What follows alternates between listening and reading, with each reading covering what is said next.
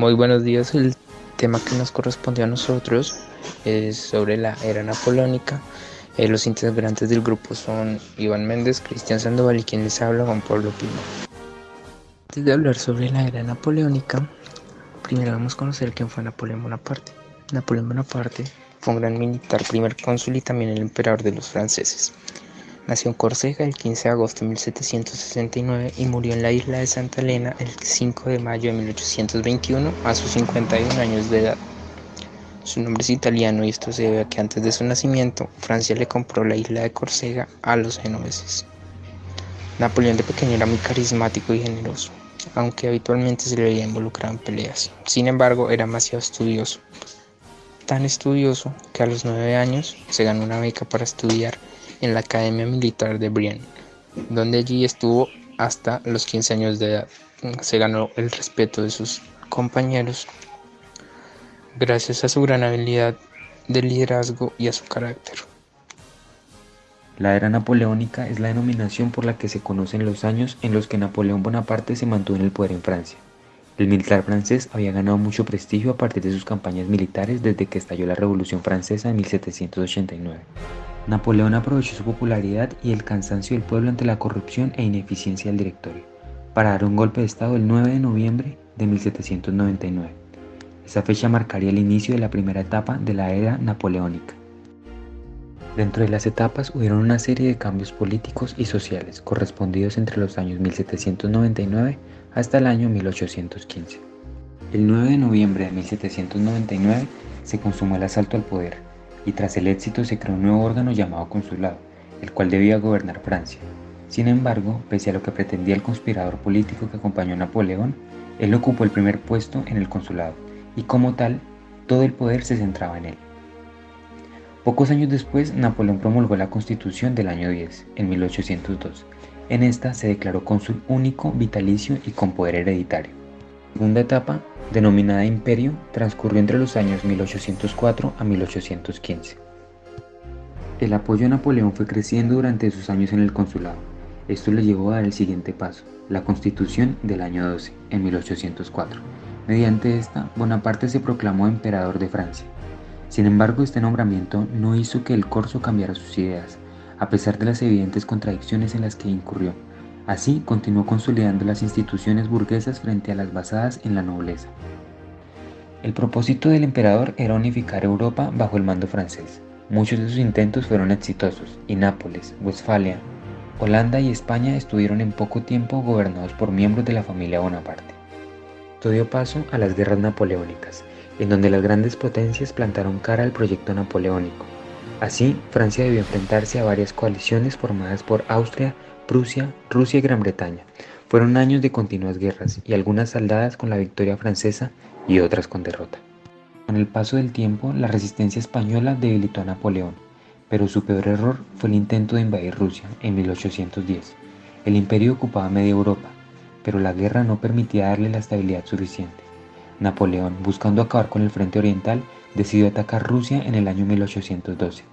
La gran derrota sufrida allí, unida a su retirada forzosa de España, forzaron el principio del fin.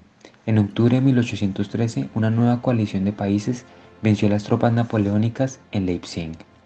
Un año después, en 1814, se produjo la caída de París en manos de los aliados. Napoleón no tuvo más remedio que firmar el Tratado de Fontainebleau para reconocer la derrota. Entre las condiciones puestas por los vencedores se encontraba el exilio del emperador en la isla mediterránea de Elba. Los Borbones recuperaron el trono de Francia. Cuando parecía que la historia de Napoleón había terminado, se las arregló para protagonizar otro momento en la historia. En marzo de 1815, Napoleón logró escapar de la isla y así llegar al continente y reunir más de 1000 soldados que consiguieron recuperar París. Según los historiadores, fue recibido como un héroe por buena parte de la población y del ejército. El nuevo rey, Luis XVIII, tuvo que huir a Bélgica y Bonaparte recuperó el trono.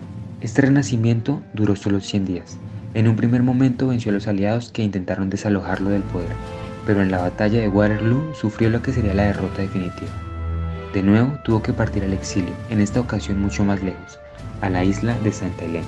En cuanto a las reformas napoleónicas, él estableció un sistema de gobierno centralista, restableció las relaciones con la Iglesia Católica, pacificó la sociedad francesa y esto lo que hizo fue que permitió el regreso de las personas que habían abandonado el país. Estabilizó los impuestos a través de la creación del Banco francés y de la redacción del Código de Comercio. Impulsó un sistema educativo, el cual era centralizado y público. Y por último, y el más importante, creó el Código Civil, más conocido mundialmente como el Código Napoleónico, el cual busca la regularización de la convivencia entre ciudadanos. El ejército napoleónico se convirtió en la verdadera razón por la que Napoleón triunfó. Fue fundada en 1804, lo conformaban soldados de distintas procedencias, los cuales pertenecían a diferentes territorios que iban conquistando y utilizaban unas tácticas militares muy avanzadas. Llegó a alcanzar más de 600.000 soldados. Esto justo antes de la pelea que tenía contra Rusia, que junto al Imperio de España fueron el principio del fin de su poderío en Europa.